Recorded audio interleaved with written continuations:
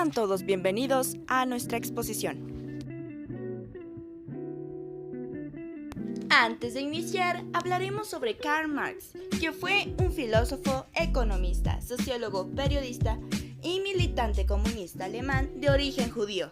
Nació el 5 de mayo de 1818 en Treverich, Alemania. Falleció el 14 de marzo en 1883 en la ciudad de Londres, de Reino Unido. Una vez dicho esto, comencemos. Praxis. Marx, lejos de admitir la teoría como una forma de praxis, establece por el contrario una distinción entre una y otra. Por otra parte, al distinguir claramente en su introducción a la crítica de la economía política lo concreto real y lo concreto pensado y presentar la actividad teórica cognoscitiva, es decir, la producción de conocimientos como un proceso ascensional de lo abstracto a lo concreto. Proceso que se opera en el pensamiento y que consiste en la reproducción espiritual del objeto real, bajo la forma de lo concreto pensado. Marx señala claramente que se trata de una actividad o producción que no produce nada efectivamente, es decir, no transforma la realidad. Una actividad que se opera solo en el pensamiento y que produce el tipo peculiar de objetos, que son los productos de éste, no puede, por lo tanto, identificarse con la actividad práctica que llamamos praxis. Si llamamos praxis a la actividad práctica material adecuada a fines que transforma el mundo natural y humano, no cabe incluir la actividad teórica entre las formas de praxis, ya que falta en ellos la transforma objetiva de un material mediante el sujeto, cuyos resultados subsisten independientemente de su actividad, solamente extendiendo el concepto de praxis. Basta borrar toda diferencia específica con el de actividad en general. Podríamos hablar de una praxis teórica, pero en cuanto que la actividad teórica de por sí no modifica realmente el mundo, aunque sí nuestras ideas sobre él, no nos parece legítimo hablar de praxis teórica. La actividad filosófica transforma nuestra concepción del mundo, de la sociedad y del hombre, pero no modifica directa e inmediatamente nada real. Cabría preguntarse, sin embargo, si esto es válido para toda actividad filosófica, incluyendo aquella que concibe el mundo no solo como objeto de interpretación, sino de transformación. De acuerdo con la tesis 11 de Marx sobre Feuerbach, podríamos dividir las filosofías desde un punto de vista histórico, en filosofías que se limitan a tratar de dar razón de lo existente y que desembocan, como muestra palmariamente el sistema de Hegel, en una conciliación del pensamiento con la realidad, y filosofías que sirven por su vinculación consciente. Naturaleza y universo. Como modelo de aquello que promete realizar, se hace siempre referencia, en este caso, a psicoanálisis, es decir, a la superación psicoanalítico de ese tipo de pérdida de identidad. Pero también la crítica de la ideología pretende que todo esto puede realizarse igualmente en el Estado y en la sociedad.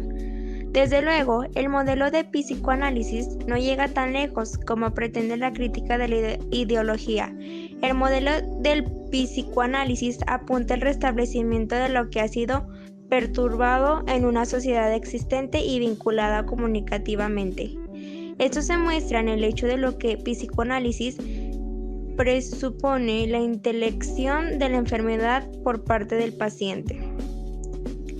Nunca tendrá éxito un tratamiento psicoanalítico si el paciente elige este camino a disgusto y en contra de su voluntad, sin saberse realmente en situación de desamparo. Esto vale también, en última instancia, para el psicoanálisis. Las propuestas constructivas del terapeuta deben ser aceptadas a través de la propia reflexión del paciente. Esto va más allá de cualquier proceso técnico, en la medida que el paciente, en toda su constitución social y anímica, es colocado en situación de trabajar libre y espontáneamente en su propia curación. Lo que Platón expuso, por ejemplo, en su Politeia, en sus leyes, lo que conocemos de los testimonios del género literario de la utopía en los griegos, en virtud otras huellas sobre lo que nosotros sabemos, está caracterizado por el hecho de que, a través de una imagen distorsionada, a veces hasta la grotesco, proporciona una intelección del presente y de sus debilidades. Pensar, por ejemplo, en el papel que juega en la Politeia de Platón la comunidad de sus hijos y mujeres, un invento y provocador con el cual Platón hace una referencia muy clara a la función retardataria en las distintas familiares en la polis griega, y hasta debería realizarse todo, que no a través del orden coactivo que Platón percibe. Esto no cambia nada de hecho de que el desear no es querer, no es praxis. Pero esta decisión y el camino, toda la reflexión de lo querido hasta el hacer es, al mismo tiempo, una concretización de lo querido. Pues la razón práctica no consiste únicamente en que uno considera como bueno un objetivo, reflexiona acerca de la alcanzabilidad, lleva a cabo lo factible. Una perspicacia estafadora de este tipo no es una verdadera razón práctica. Aplicar el derecho significa pensar conjuntamente el caso y la ley de la manera tal que el derecho propiamente dicho o el derecho se concrete. Estamos aún muy lejos de haber alcanzado una conciencia común, en el sentido de que lo de que aquí está en juego es el destino de todos sobre esta tierra, y que nadie puede sobrevivir, al igual que lo que sucede en la insensata utilización de armas de destrucción atómicas. Si la humanidad, a lo largo de quizá muchas y muchas crisis y de muchas experiencias dolorosas, no logra encontrar por necesidad una nueva solidaridad, tampoco hay que creer nunca en los cálculos temporales de los profetas de las crisis. En aquel momento los psiquiatras, los médicos, etc., coincidían en prescindir que con las sacudidas asesinas del nuevo medio de transporte se destrozaría la salud anímica de la humanidad. También una solidaridad por necesidad puede poner de manifiesto otras solidaridades. Conocimiento científico. Quienes trabajan en el campo de la ciencia son investigadores científicos, también llamados simplemente investigadores. En su actividad científica, los investigadores ejecutan muchas operaciones manuales y mentales, mediante las cuales descubren determinadas sus relaciones con otras cosas, siguen su composición y vínculos entre sus elementos componentes, comprueban las conclusiones previstas o averiguan la necesidad de modificar dichas conclusiones y, lo que es más importante, encuentran la manera de intervenir en el desarrollo de procesos naturales y sociales para cambiar consecuentemente sus efectos. Los dominios particulares de las ciencias corresponden en algunos casos a los distintos niveles de la existencia. En otros casos, se refieren a un grupo de propiedades universales de la existencia, y casi siempre dentro de la ciencia resulta pertinente establecer subdivisiones de acuerdo con las características de los procesos estudiados, que constituyen las ramas de la ciencia en cuestión. De acuerdo con los conocimientos actuales, podemos considerar esquemáticamente varios niveles de la existencia.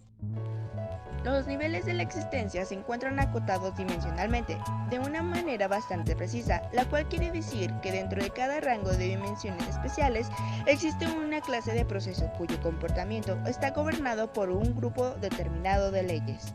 En rigor, desde la época en que se diferenciaron nuestros primeros ancestros propiamente humanos, quedó suspendida la evolución somática, o al menos dejaron de producirse en su cuerpo cambios suficientemente importantes para dejar huellas notables en su esqueleto. Con el desarrollo de la actividad de sus manos, el hombre pudo fabricar las herramientas para su trabajo. Se trata de una tradición que tiene que ser adquirida socialmente por cada hombre y que se enriquece de continuo. Solamente con la siembra, el cultivo y el logro de un mayor rendimiento de las plantas a través de su selección artificial y de un cuidado esmerado junto con la domesticación de algunas especies animales y su consiguiente aprovechamiento y disponibilidad, fue como el hombre pudo introducir un cambio fundamental en su actitud hacia la naturaleza y en el carácter de su actividad práctica. De esta manera, el hombre inició el proceso de imprimir su propio sello a la naturaleza, haciéndola comportarse a la medida de sus necesidades y empezando realmente a humanizarla.